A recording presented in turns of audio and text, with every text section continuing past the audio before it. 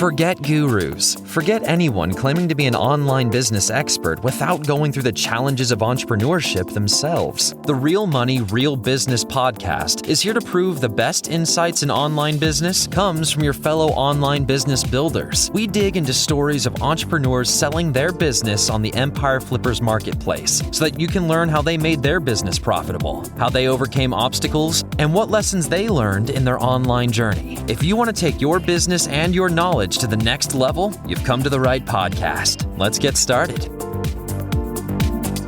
Hey everyone, welcome to another episode of the Real Money, Real Business podcast. We record these interviews so that potential buyers can learn more about the business and the seller to help them make an informed buying decision. If you would like to learn more about this business, including details like what type of business it is, how much revenue and profit it makes, and all of the assets included with the business, simply visit empireflippers.com/marketplace and search for this business's listing number, which you can find in the video thumbnail and in the description. Or if you're watching this on YouTube, you can click the link in the description to go straight to the listing. So without further ado, let's get into this interview. First up, let's learn a little bit about you. Can you tell us about your background in building and running online businesses? Hello, I've been a graphic designer for over 10 years now in France. Since I'm French, that's why you can hear me speaking with a French accent. And I've always been passionate for writing, whether fiction or non-fiction. And about 1 year ago, I had some free time, so I thought, why not create books that would combine those two skills, writing and graphic design? And that's how I've created the books that I'm selling right now on my KDP account. Why are you selling the business now instead of keeping it and growing it further? I'm selling the KDP account because before I started it, I had quite some passion projects that I could spend a lot of time on, like writing my novel or producing short movies. And since the KDP account was successful, I spent almost all my free time on creating books. And after 1 year, I feel like I've explored almost anything that I could do with those books. And somehow I also miss my more personal artistic projects. So I'd like to go back to them. And I also have a potential long trip plan for 2025, even though I'm not sure about it right now. And selling the KDP account would mean that I would not have to manage it if I travel. And also it would give me some more money for both the trip and my personal activities. Can you describe the amount and the type of work that you do on this business to maintain it? When it comes to maintaining the business, there are only two things that I'm doing. The first one is one weekly emailing campaign, which takes me roughly 30 minutes. And the second thing is once a month, I check all the number, the ads, the royalties. I want to see if some ads are performing well or not as well as I would like, and eventually changing the bids on the ads. And that takes me roughly 2 to 3 hours a month. So that's all I'm doing to maintain the business. So if you were to keep this business, what are some of the ways you would try to grow it? I've made a list of ideas that could be implemented to improve the business in a file, and I will obviously give access to this file to the buyer of the business. And this file includes some ideas that I prefer to keep confidential here to avoid giving strategies to potential competitors. But what is not confidential and what I would probably do first if I kept the business would be first to increase the number of reviews, as I haven't really actively worked on this.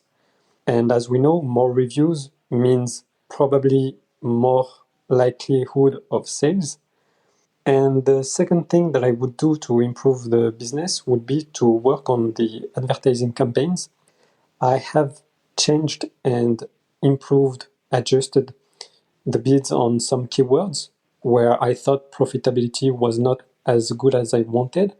But I know that there are probably a lot of keywords that have quite some high bid, and I think it could be potentially improve, which would also improve the performance of the ads. Right. And what would you say are the biggest risks with this business that buyers should be aware of? In my opinion, the biggest potential risk would be probably everything related to regulation, because Amazon can change their regulations as they want. And for example, during this year of business, I've seen two major changes in regulation that could have impacted negatively the results. The first one was a law in France that requires €3 of shipping fees on books for people who buy less than €35 of books. And I remember in France, everyone thought it would significantly impact the results. Me personally, I haven't seen any negative impact on the results of the business. Nonetheless, it's still the kind of thing that could potentially affect the business results. And the second thing that I've seen during that year was that Amazon, not just in France but everywhere, increased the cost of printing books. So that lowered a little bit the royalties. And those kind of things would be the kind of things that we can not control, unfortunately. And it could have potentially a negative influence on results. I would be careful to check the regulations for things related to Amazon KDP quite often to make sure it does not impact the business, or if it does, I can prepare for it. How much support are you willing to offer the buyer who acquires this business? The good thing about this business is that it's really simple to manage. And also, I've prepared over 2 hours of video tutorials that the buyer will have access to. And it covers almost everything there is to know to run the business. Nonetheless, if that's not enough, of course, obviously, I will be ready to answer any questions and provide help as much as needed without a restriction or without limit in time, as long as it's done in a respectful and positive manner. Got it. And regarding the sale of the business, would you agree to a non-compete? Yes, of course. I will obviously not produce any more books in that category, and I will not help anyone to produce books in that category. I think that's fair. Are you open to negotiating something like an earn-out agreement? I think it's important to stay open to any type of proposal, even though I would prefer and prioritize a traditional transaction for the total amount, but I remain open to any offer. Okay, final question. If you had to put yourself in the shoes of a buyer, why is your business a business worth buying? For me, the most enjoyable thing in that business, except money, of course, it was the fact that when I produced those books, I produced them with the intention of helping people who would buy and read them. And that was very fulfilling. But if I had to give some more down-to-earth reason, I would say first, it's a very simple business to run. It takes little effort and little time to run as it is.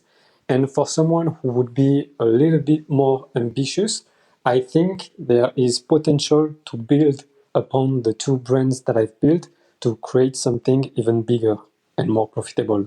All right, everyone, thanks for listening. To learn more and see if this business is still for sale, head over to empireflippers.com/marketplace and search for this business listing number, which you can find in the video thumbnail and description. Or if you're watching this on YouTube, click the link in the description to go straight to the listing. Once you've unlocked this listing, you'll find everything you need to know about this business. So, thanks for joining us. See you next time.